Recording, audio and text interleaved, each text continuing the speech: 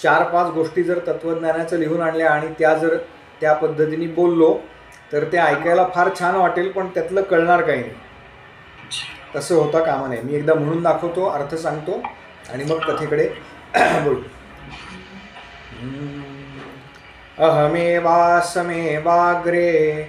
नान्यद यत्सदसत्परं पश्चादहं यदेतच्च यो वशिष्येत सोऽस्म्यहं ऋतेऽर्थ यत्प्रतीयेत न प्रतीयेत चात्मनि तद्विद्यादात्मनो माया यथा भासो यथा तमः यथा महान्ति भूतानि भूतेषु चावचेष्वनु प्रविष्टान्यप्रविष्टानि तथा तेषु न तेष्वहम् एतावदेव जिज्ञास्यं तत्त्वजिज्ञासुनात्मनः अन्वयव्यतिरेकाभ्यां यत्स्यात् सर्वत्र सर्वदा. गोपाल कृष्ण भगवान की जय. गोपाल कृष्ण भगवान की जय. गोपाल कृष्ण भगवान की जय. भगवंत म्हणतात, या चराचर सृष्टीच्या निर्मितीपूर्वी जे काही होतं ते मीच आहे. या चराचर सृष्टीमध्ये जे काही आहे ते सुद्धा मीच आहे. आणि या चराचर सृष्टीचा लय झाल्यानंतर जे काही शिल्लक राहील ते सुद्धा मीच आहे. पुढच्या श्लोकामध्ये भगवंत सांगतात की ज्याप्रमाणे दृष्टीदोष झाला असता आकाशामध्ये रात्रीच्या वेळेला एकाच्या ऐवजी 2 चंद्र दिसतात, ह्या दृष्टीदोषाला भगवंतांनी माया असा शब्द प्रयोग केला आहे. ह्या मायेच्या प्रभावामुळे आम्हाला भगवंत आणि इतर वस्तू अशा 2 वेगवेगळ्या भासतात. वास्तविक प्रत्येक वस्तू ही भगवंतांनी व्याप्त आहे. आमचं हे पंचमहाभूतांनी बनलेलं जे शरीर आहे, पृथ्वी, आप, तेज, वायू आणि आकाश, ज्याच्यामध्ये आम्ही अन्न ग्रहण करतो, पाणी ग्रहण करतो, वायू भक्षण करतो, याचा अर्थ शरीरामध्ये सुद्धा तेच आहे आणि आम्ही बाहेरून सुद्धा आतमध्ये तेच घेतो आहे. भगवंत म्हणतात, मी तुमच्या आतमध्येच आहे, मी कुठूनही बाहेरून येणारा नाही. आणि ज्यांचा याच्यावरती विश्वास नाही की ते आत्मतत्व कायम उपस्थित आहे, यांनी काय करावं तर यांनी अन्वय आणि व्यतिरेक या साधनांची भगवंतांनी उपलब्धी करून ठेवली. या साधनांनी ती आत्मतत्व नावाची जी वस्तू आहे ती जाणून घेण्याचा प्रयत्न करावा, असा हा चतुश्लोकी भागवताचा अर्थ आहे. हे 4 श्लोक प्रत्यक्ष भगवंतांनी, तुम्हाला जर लक्षात राहिलं तर ती परंपरा सांगा, प्रत्यक्ष भगवंतांनी ब्रह्मदेवांना सांगितले, ब्रह्मदेवांनी देवर्षी नारदांना सांगितले, देवर्षी नारदांनी व्यासांना सांगितले आणि व्यासांनी त्या 4 श्लोकांचं 18,000 श्लोकांमध्ये विस्तार केला. ते 18,000 श्लोक म्हणजे श्रीमद भागवत, जो ग्रंथ आपण पुढचे वर्षभर ज्याचा एकत्रित अभ्यास करणार आहोत.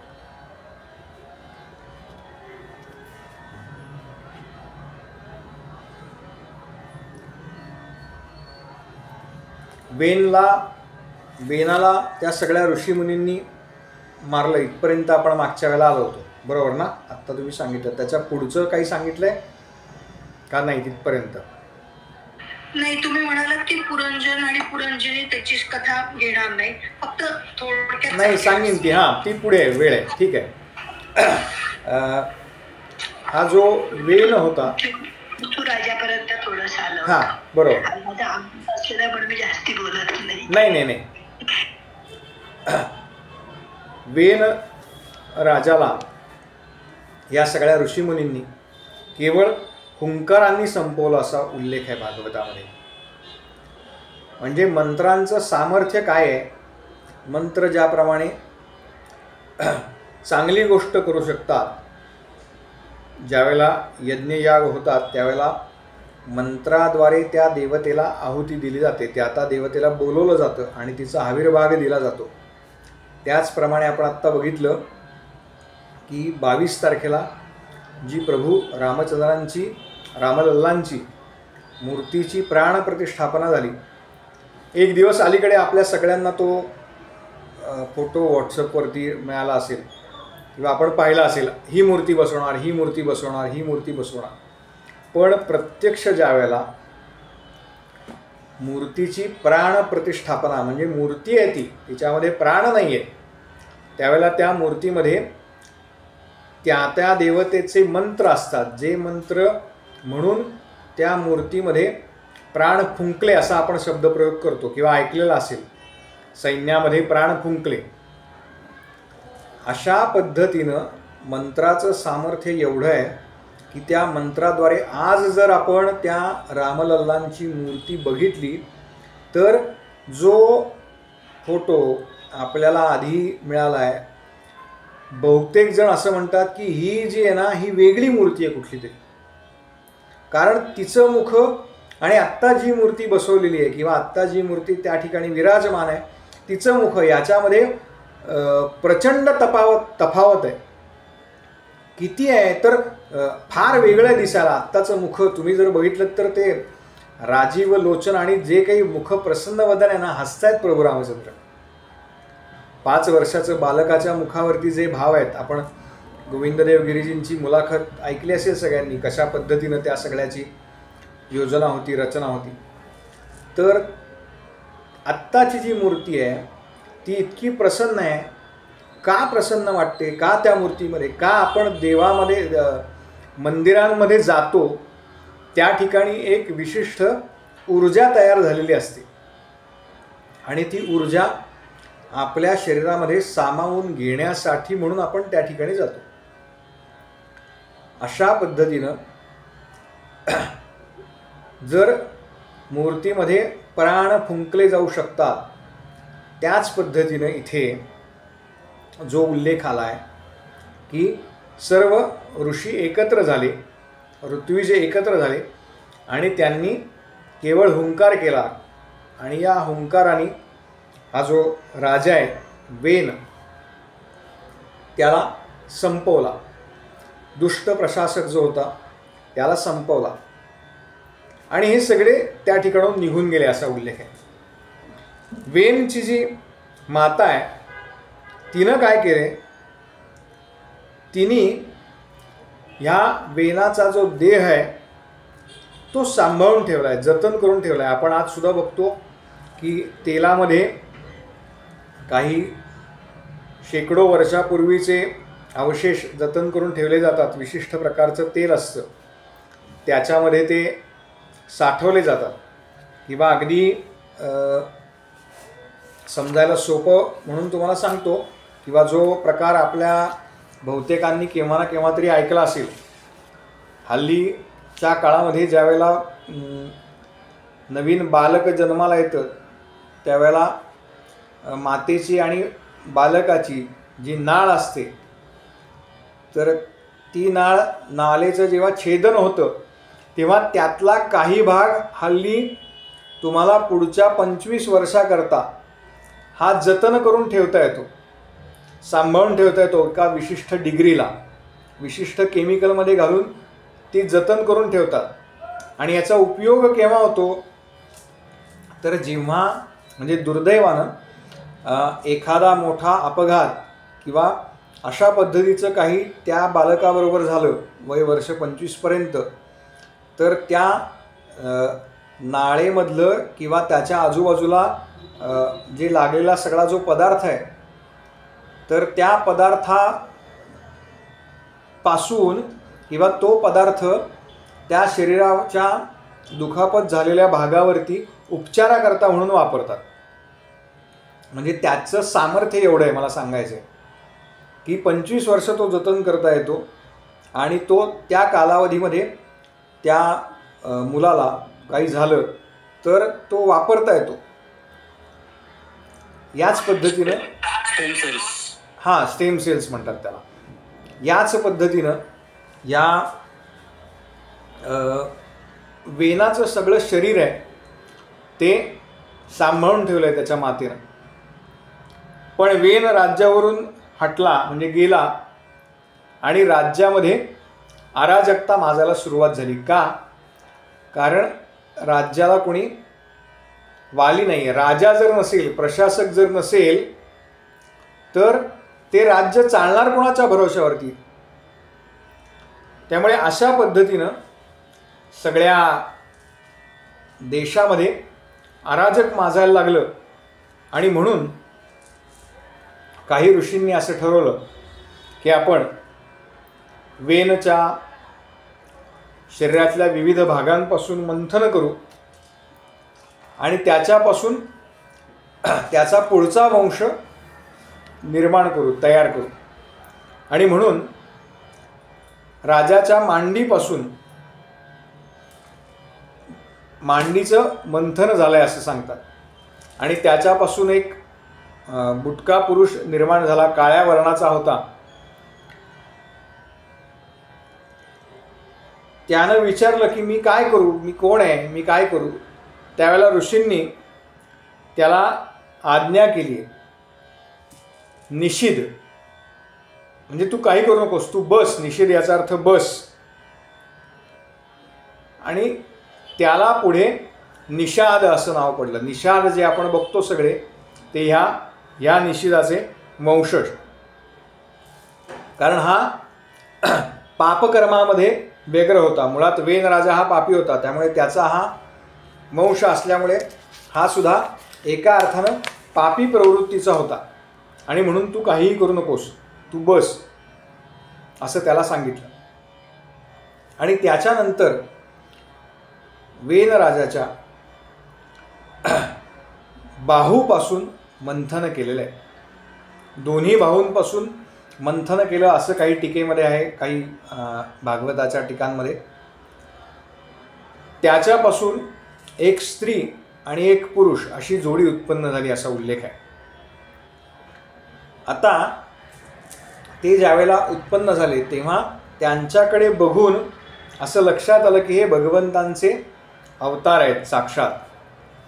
कारण त्यांची लक्षणं तशी होती. तशा पद्धतीचं आपण म्हणतो ना की बाळाचे पाय पाळण्यात दिसतात, आपल्याकडे म्हटलं जातं. तर तशा पद्धतीची लक्षणं त्यांच्या सर्वांगावरती होती. त्यामुळे भगवंतांचे हे अवतार आहेत. म्हणून तो जो पुरुष होता तो आहे पृथू राजा, आणि त्यातली जी स्त्री आहे तिचं नाव आहे अर्ची. आता पृथू राजा जो आहे हा श्रीहरींचा अवतार, भगवान महाविष्णूंचा अवतार म्हणून म्हटला जातो. आपण जे 24 अवतार लिहिलेत त्याच्यामध्ये हा अवतार धरलेला आहे. ह्या पृथू मोठा झाला आणि पृथूला गादीवरती बसवल्या. पृथूनं सांभाळ केला म्हणून आपल्या ग्रहाचं नाव आहे पृथ्वी. पृथूनं जिला सांभाळली ती पृथू कन्या म्हटली जाते पृथ्वीला. त्या पृथूनी काय केलंय तर आपल्या राज्यामध्ये, राजाच्या कारागृहात जे बंदीजन होत त्यांना भेटलाय. त्यांनी काय काय केलं याची यादी आहे. मग त्या सगळ्यांनी त्यांचं पृथूंची प्रशंसा केली आहे. पण पृथूंनी जे केलेलं कार्य आहे ते थोडंसं पुढे आहे, ज्याला आत्ताच्या भाषेमध्ये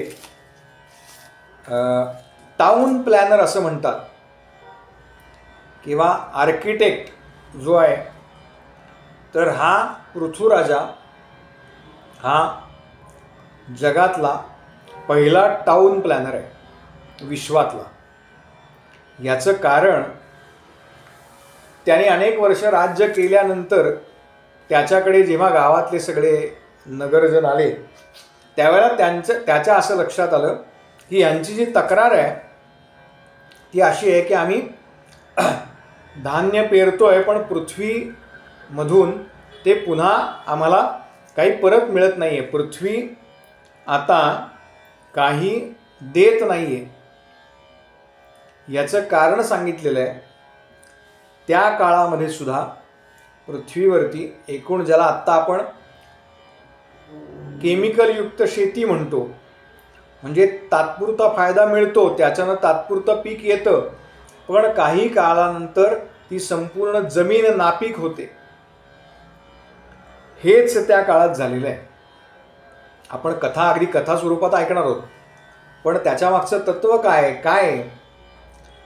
पृथ्वीराजानं धनुष्यबाण घेतला आणि त्यानं तो पृथ्वीवरती उगारला. त्यावेळेला पृथ्वीनं गायीचं रूप घेतलं आणि ती गाय सगळीकडे इतस्ततः धावतीये आणि पृथ्वी तिच्या मागे कैक अंतर धावलाय असा उल्लेख आहे. आणि गायीने सांगितलं पृथ्वीराजाला की तू मला मारू शकत नाहीस, गोहत्या करणं पाप आहे. त्यावेळेला त्यांनी सांगितलं की राजाला हे सगळं मान्य आहे, कारण काय तर तू प्रजेला धनधान्य देत नाहीयेस. तेव्हा तिनं हे सांगितलंय की अशा प्रकारे आधीच्या पिढ्यांनी माझा ऱ्हास केलेला आहे आणि माझ्या एकूण सगळ्या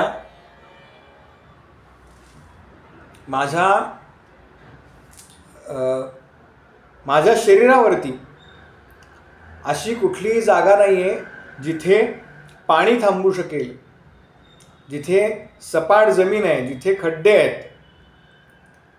याचाच अर्थ पृथ्वीनं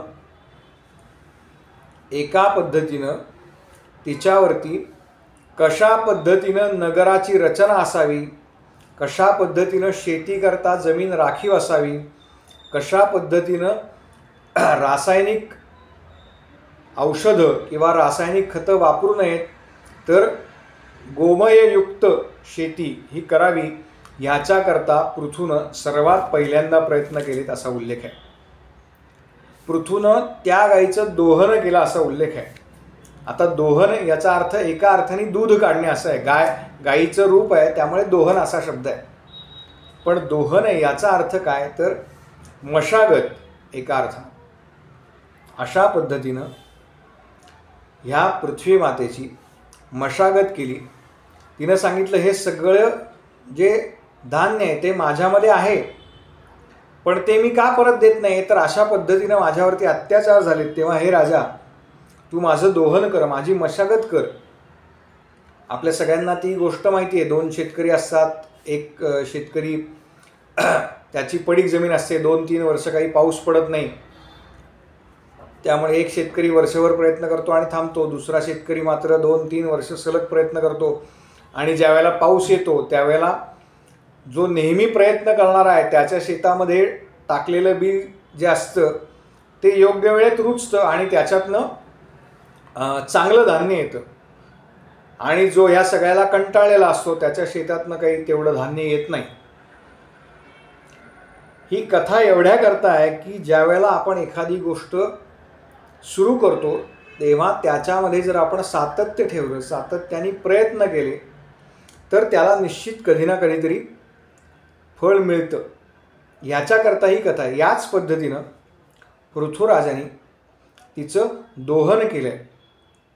पृथ्वीराजाने नगररचना कशी असावी याचा आराखडा बांधला आहे. नगररचना कशी असावी त्याच्यामध्ये ज्याला आत्ता आपल्याला अगदी सोपं वाटतं, नळ उघडला की पाणी येतं, पण प्रत्येक घरापर्यंत पाण्याची योजना कशी पोचवावी हे सगळ्यात पहिल्यांदा याचा विचार पृथ्वीराजाने केलेला आहे. त्याच्यानंतर आपली व्यवहारात जी ड्रेनेज सिस्टीम म्हणतो ती कशा पद्धतीनं असावी ह्या सगळ्याचा विचार हा पृथ्वीराजाने केलेला आहे पहिल्यांदा, असा भागवतामध्ये उल्लेख आहे. आणि मग त्या गोमातेचं दोहन केलं आणि त्या गोमातेने त्याला इच्छित जे होतं ते सगळं दिलं. आणि त्याच्यानंतर पुन्हा ते गाईचं रूप पृथ्वीनं नाहीसं केलं आणि पृथ्वी पुन्हा योग्य पद्धतीनं अन्नधान्य द्यायला सुरुवात केली पृथ्वीने. आणि पृथ्वीराजाने हे सगळं करताना काय केलं होतं तर त्याने मी 100 अश्वमेध करीन अशा अश्वमेध 100 अश्वमेध करण्याची यज्ञ दीक्षा घेतली होती असं सांगतात. आता पृथ्वीराजा हा मुळात श्रीहरींचा अंश होता, त्यामुळे त्याला हे यज्ञ करणं काही अवघड नव्हतं. एक एक यज्ञ पूर्ण होत गेला आणि ज्या वेळेला त्याचा 100वा अश्वमेध हा सुरू झाला, आपल्याला माहिती आहे की 100 यज्ञ पूर्ण झाले की तो पुढच्या कल्पामध्ये इंद्रपदावरती बसणार.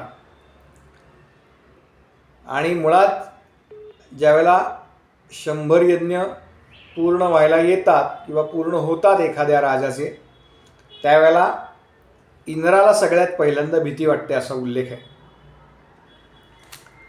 त्यावेळेला इंद्रानं 100व्या अश्वमेधाच्या वेळेला इंद्रानं गुप्त रूप घेतलं आणि यज्ञाचा जो अश्व आहे, यज्ञाचा घोडा, तो पळवला असा उल्लेख आहे. आणि तो आकाशमार्गाने घेऊन चालला होता. त्यावेळेला अत्री ऋषींची दृष्टी, अत्रींना दिसला तो अश्व आणि त्यांनी सांगितलं की राजा, तुझा जो अश्व आहे तो इंद्र अशा पद्धतीनं गुप्त पद्धतीने घेऊन चाललाय. त्यावेळेला पृथूंचा जो पुत्र आहे, आधी पृथ्वीराजा म्हणाला की मी त्याला मारतो, पण अत्रींनी त्याला थांबवलंय की तू यज्ञ दीक्षा घेतली आहेस, त्यामुळे तुला अशा पद्धतीनं दुसऱ्या कोणाची हत्या करता येणार नाही. आणि म्हणून पृथ्वीराजाने काही त्याच्या मागे तो गेला नाही. पण पृथ्वीराजाचा पुत्र जो आहे तो त्या अश्वाच्या मागे गेलेला आहे आणि इंद्राला थांबवण्याचा प्रयत्न केला. त्यावेळेला इंद्रानं काय केलंय, त्यावेळेला इंद्रानं आपलं रूप पालटलंय आणि ऋषी ज्याप्रमाणे शरीराला भस्म लावतात त्याप्रमाणे त्यांनी भस्मलेपन केलं इंद्राने असा उल्लेख आहे. ऋषीरूप घेतलंय, जटाभार आपल्या मस्तकावरती वाढवलाय. आणि हा जो पृथूचा पुत्र आहे त्याला वाटलं की हे साक्षात कोणीतरी ऋषी आहेत, त्यामुळे ऋषींना मारणं काही योग्य नाही, म्हणून तो त्या इंद्रावरती वार न करताच परत आला.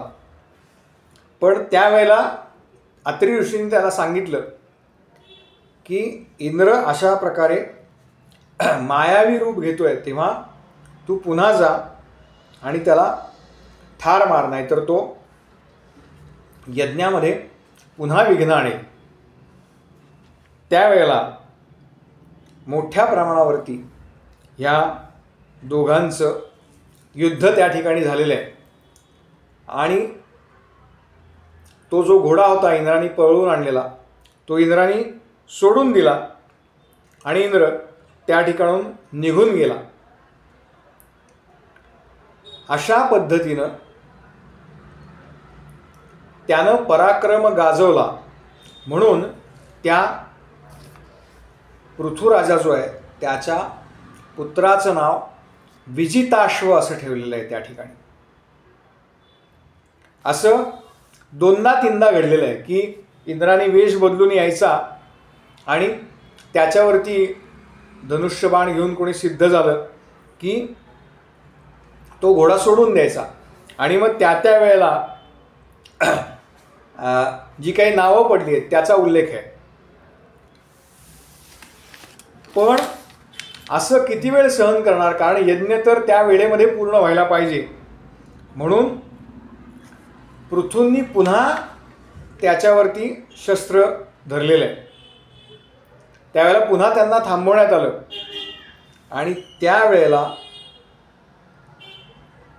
त्या ठिकाणी त्या यज्ञामध्ये प्रत्यक्ष भगवान हजर आहेत. त्यांनी इंद्राला बरोबर घेऊन आलेले आहेत, कारण इंद्राने त्याचा 100वा यज्ञ पूर्ण होऊ नये म्हणून अनेक वेळेला विघ्न आणलेली आहेत. पण पृथ्वीराजाचा संकल्प असा आहे की मी 100 अश्वमेध करणार. त्याला इंद्रपद नको आहे.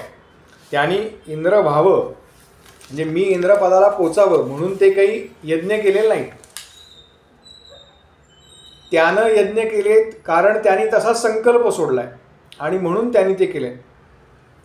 आणि मग भगवंतांनी इंद्राला त्या ठिकाणी समजावून सांगितले की इंद्रा, पृथ्वीराजाने हा संकल्प केल्यामुळे तो हे यज्ञ करतोय. त्याला वास्तविक अशा इंद्रपदाची कुठलीही लालसा नाही. आणि त्याच्यानंतर इंद्राने सुद्धा जे काही कृत्य केलं होतं त्या इंद्राच्या कृत्याबद्दल त्यालासुद्धा खेद झाला असा उल्लेख आहे. आणि मग पृथ्वी महाराजांनी आपला जो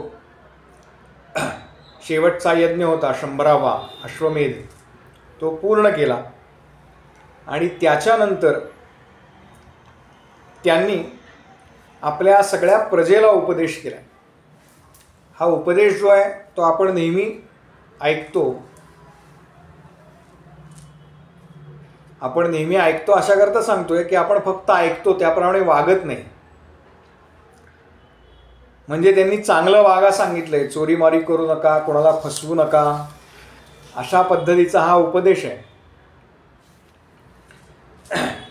पुन्हा संत जे सांगतात त्याच पद्धतीनं पृथ्वीराजाने हा केलेला उपदेश आहे की भगवंताप्रती तुम्ही आदरभाव ठेवा. मग भगवंतांचं वर्णन काय आहे अशा पद्धतीने हे सगळं सांगितलं.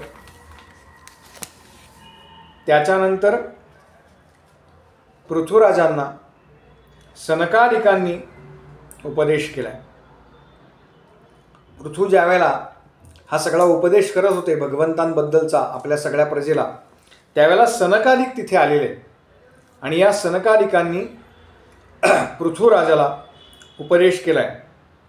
जरी पृथ्वीराजा हा प्रत्यक्ष भगवंतांचा अंश असला तरीसुद्धा आपल्याला माहिती आहे की जे एकदा मानव देह धारण केला की त्या देहामध्ये ज्या ज्या गोष्टी म्हणून मानवांना कराव्या लागतात त्या त्या सगळ्या गोष्टी त्या त्या तत्वांना कराव्या लागल्या. त्यामुळे पृथ्वीराजाला त्यांनी तपश्चर्या आणि देह विसर्जित कर अशा पद्धतीने श्रीहरींची आराधना कर हाच उपदेश केलेला आहे. त्यानंतर पृथ्वींनी तपश्चर्या केली, आराधना केली. सनतकुमारांनी जे सांगितलं होतं त्या पद्धतीनं त्यांनी आपला पुढचा सगळा जीवन व्यतीत केलं. आणि त्यानंतर पृथ्वीराजांनी आपला देह ठेवलेला आहे. पृथ्वीराजानंतर त्यांच्या पुत्रांची नावं दिलेली आहेत. त्या पुढे काही म्हणजे सगळ्या नावांमध्ये काही फार भगवंतांचे पुढचे अवतार झाले नाहीत, त्यामुळे त्या नावांचा उल्लेख आहे पण पुढे काही नाही आहे त्याच्यामध्ये. त्यांचा जो विजिताश्व नावाचा पुत्र होता त्याला त्यांनी गादीवर बसवलं. 5 पुत्र आहेत एकूण. आणि बाकीचे जे 4 पुत्र आहेत त्यांना एक एक दिशेचं राज्य दिलं असा उल्लेख आहे. त्यांचे विवाह कोणाकोणाशी झाले असा सगळा उल्लेख आहे.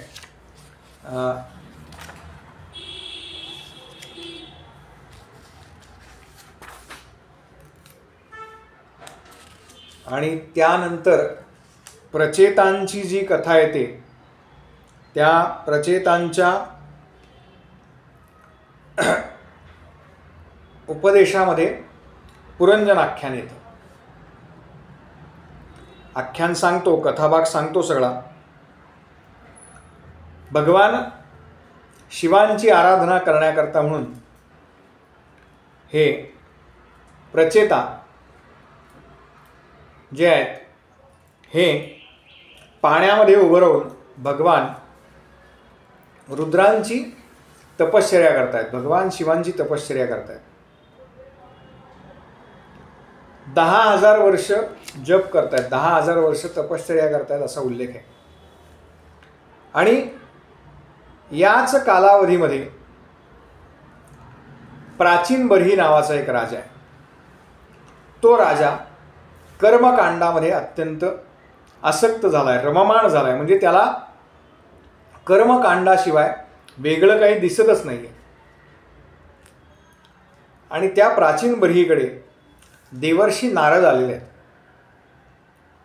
कर्मकांडामध्ये काय असतं, एखादा यज्ञयाग असतो, त्या यज्ञामध्ये काही पशुबळी दिले जातात. तेव्हा हा जो राजा आहे यांनी अनेक वेगवेगळे यज्ञ केले असा उल्लेख आहे. आणि त्या यज्ञामध्ये त्यांनी हजारो पशूंचा बळी दिला असा उल्लेख आहे. देवर्षी नारद आले, त्यांनी पाद्यपूजन केलं आणि यांनी नारदांना प्रश्न विचारला, हे देवर्षी, माझी जी बुद्धी आहे ती कर्मामध्ये फक्त आसक्त आहे, म्हणजे कर्मकांडामध्ये आसक्त आहे.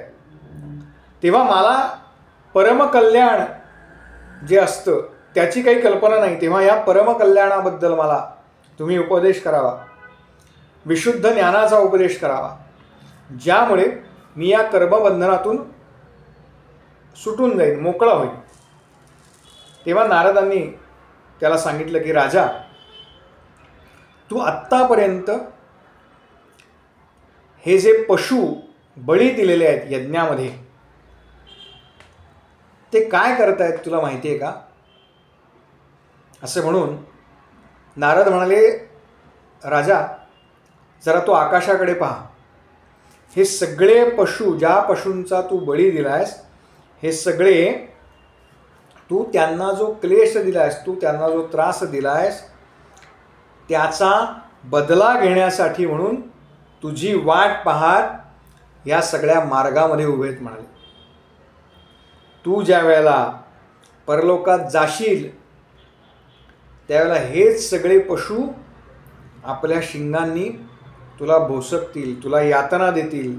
तेव्हा राजा, मी तुला ह्या सगळ्याबद्दलचा एक प्राचीन इतिहास सांगतो, तो ऐक. ते चरित्र म्हणजे पुरंजनाचं चरित्र आहे. पुरंजन नावाचा एक मोठा, अत्यंत कीर्तिमान आणि विद्वान राजा होऊन गेला. त्याचा एक मित्र होता अविज्ञात नावाचा. हे दोघेही इतके घट्ट मित्र होते की यांना एकमेकांशिवाय कधीही वेगळं राहणं जमतच नव्हतं.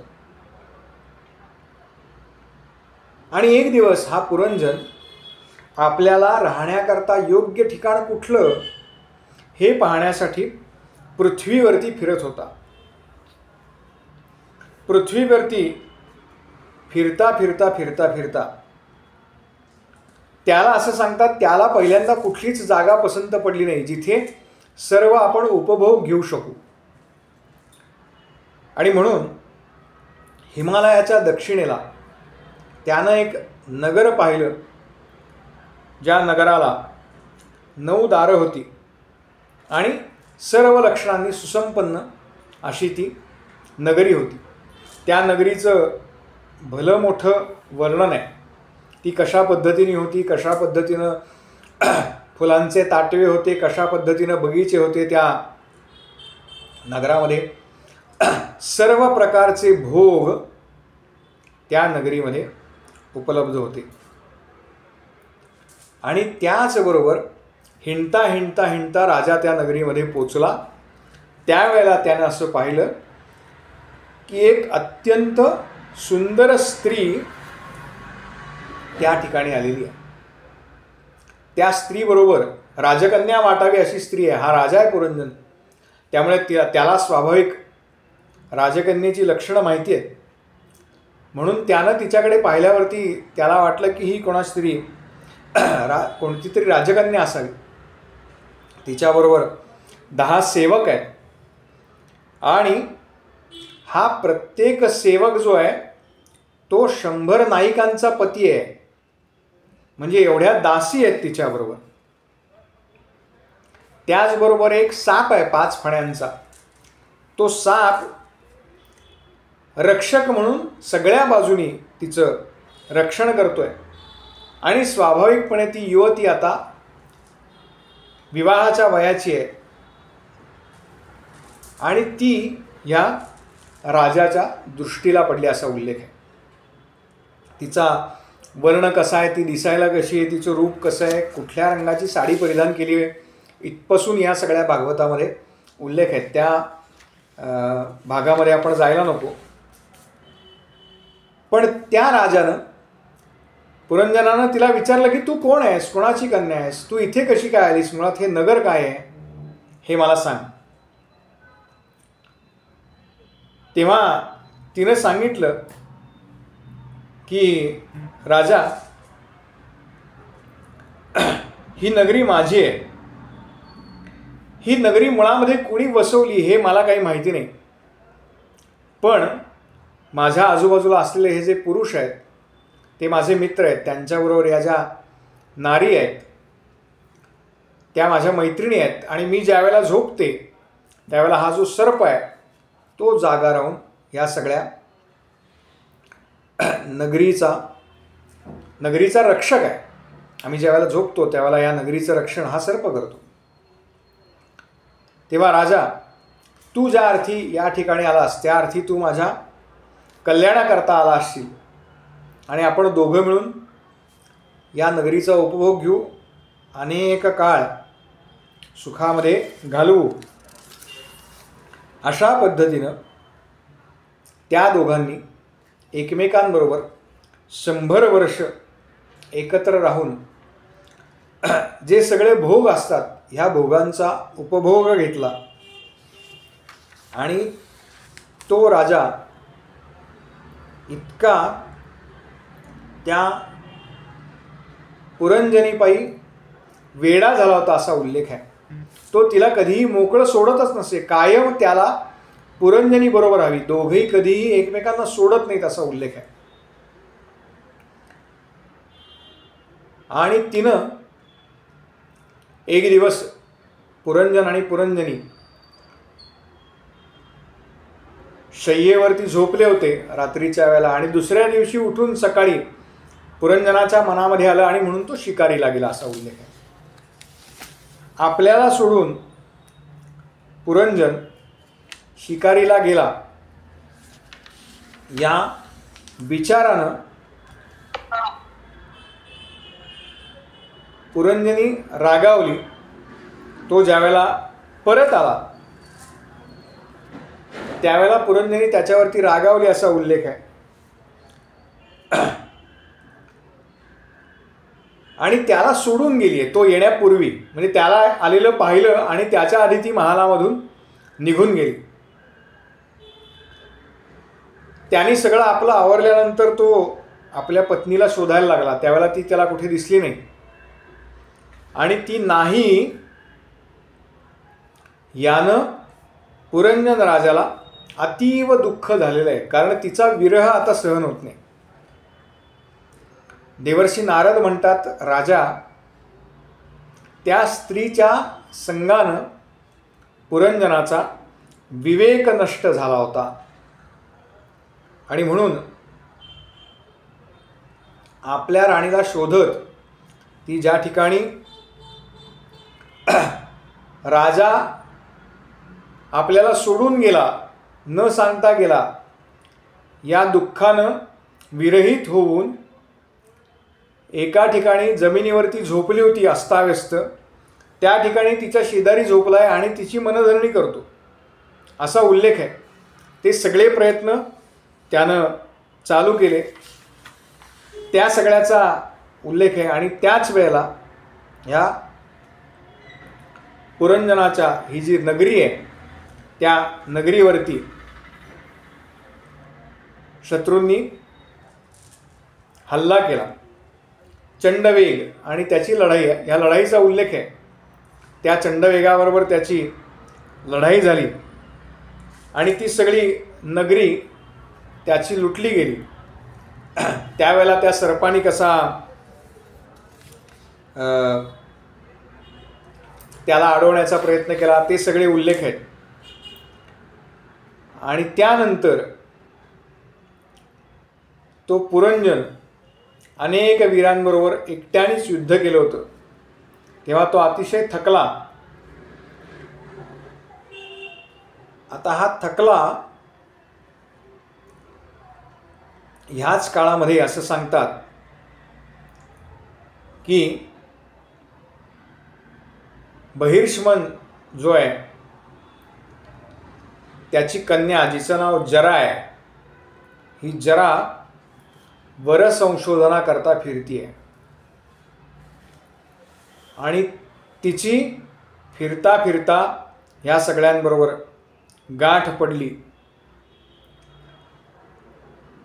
आणि असं सांगतात की योगायोगानं ह्या ठिकाणी ती जरा आलेली आहे. जरेचा आणि पुरंजन जो राजा आहे त्याचा संबंध आला. पुढे कालानुरूप या दोघांनीही देह ठेवला. पुरंजनाने देह ठेवला, त्याच्या पत्नीने सुद्धा देह ठेवला आणि पुढचा जन्म जो आहे तो पुरंजनाला स्त्री देहामध्ये जन्म मिळालेला आहे.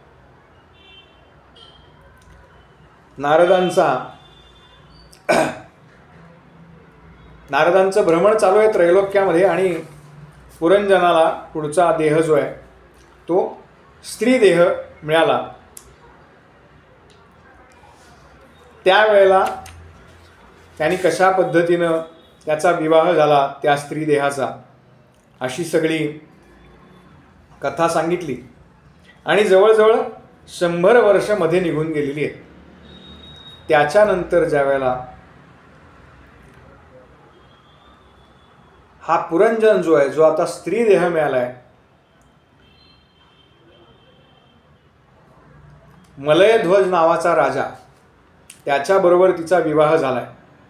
आणि हा ज्या वेळेला मलयध्वज राजा ज्यावेळेला आता मरणासन्न अवस्थेमध्ये आहे आणि ही म्हणजे हा पुरंजन ज्याला स्त्री देह मिळाला आहे तो आता त्या मरणासन्न राजाच्या शेजारी येऊन रडतोय.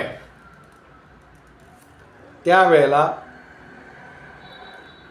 म्हणजे चिता पेटलेली असं सांगतात. चितेवरती त्या मलयध्वज राजाला ठेवलंय आणि त्या चितेच्या शेजारी बसून त्याची जी पत्नी आहे ती रडतीये.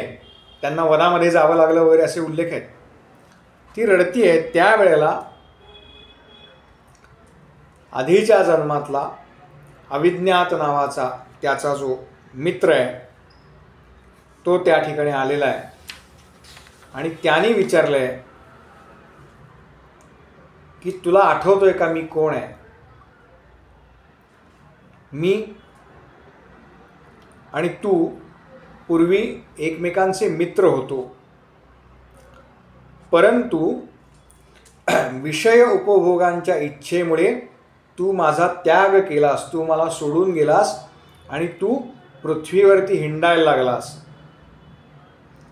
आणि हिंडता हिंडता तू इथे आलास. कशा पद्धतीनं? तर एका स्त्रीच्या पाठीमागे तू लागलास. त्याच्यानंतर अनेक वर्ष तू विषय उपभोगलेस. त्यानंतर तो देह तू ठेवलास आणि पुन्हा पुढच्या जन्मामध्ये तुला कन्येचा देह प्राप्त झाला. पण मुळामध्ये तू विदर्भ राजाची कन्या नाहीस किंवा हा मलयध्वज जो वीर आहे तो तुझा पतीसुद्धा नाही. कारण आधीच्या जन्मामध्ये तू स्वतःला पुरुष समजत होतास. या जन्मामध्ये तू स्वतःला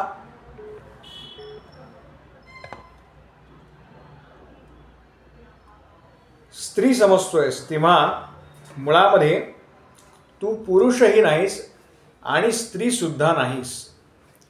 तर आपण कोण आहोत? तर आपण साक्षात हंस आहोत. म्हणजे प्रत्यक्ष भगवंतांचे अंश आहोत. पुरुष आणि स्त्री हा जो भेद आहे हा शरीरामध्ये जशा पद्धतीनं असतो तशाच पद्धतीनं समोरच्याच्या डोळ्यांमध्ये असतो असं सांगितलं आहे. मुळामध्ये आपण पुरुष नाही किंवा स्त्रीसुद्धा नाही. आपण कोण आहोत?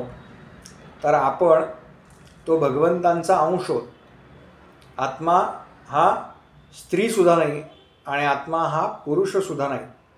तो त्या फक्त देहाशी संग करतो आणि त्याच्यामुळे त्याला हे सगळे भोग भोगावे लागतात. आणि आपल्याला असं वाटतं की आपण हे म्हणजे मी आहोत, हे म्हणजे मी आहोत. असा सगळा उपदेश त्या प्राचीन बर्हीला ही सगळी कथा सांगितली.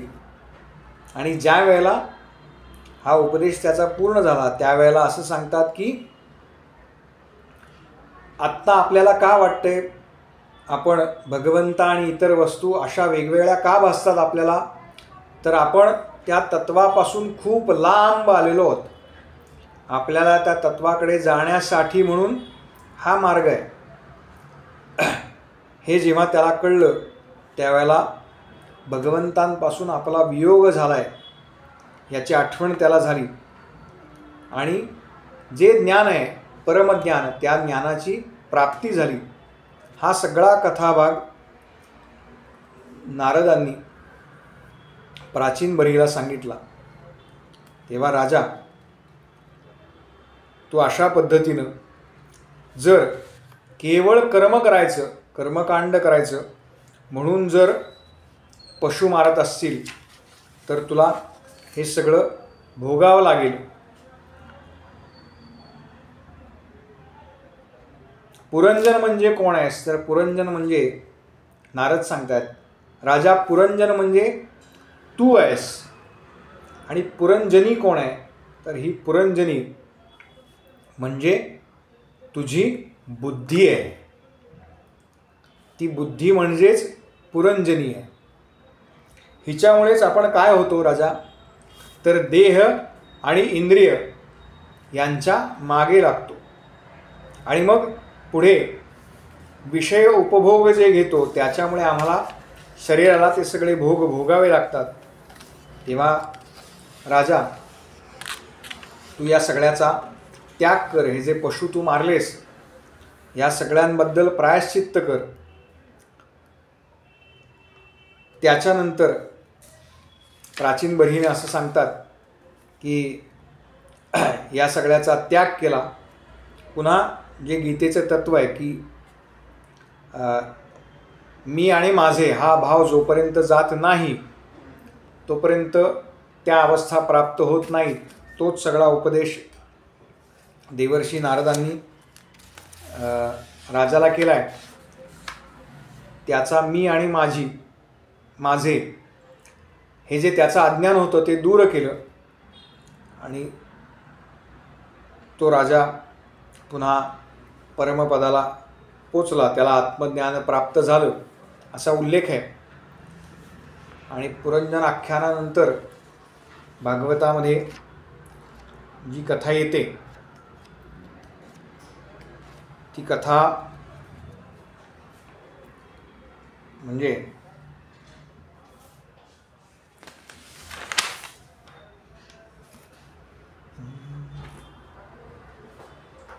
वृत्रासुर आणि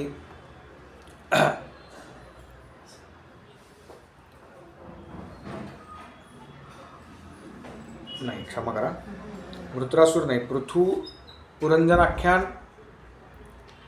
प्रचेता नारदांचा उपदेश, ऋषभदेवांची कथा मध्ये 2 चरित्र भाग येतात. ते आपण पुढच्या भागामध्ये बघू. प्रामुख्याने ही जी कथा आहे पुरंजन आख्यान, हे मी अगदी तुम्हाला खूप वरवर सांगितलं. याच्यामध्ये फार त्या सगळ्या देहांचे आणि त्या देहांचं त्या तत्वाचं जी काही प्रतीक आहेत त्या सगळ्याचे उल्लेख आहेत. आपण मर्यादेमध्ये राहून ही सगळी कथा सांगण्याचा प्रयत्न करा. कोणाला काही विचारायचं असेल, प्रश्न असतील तर विचारू शकता.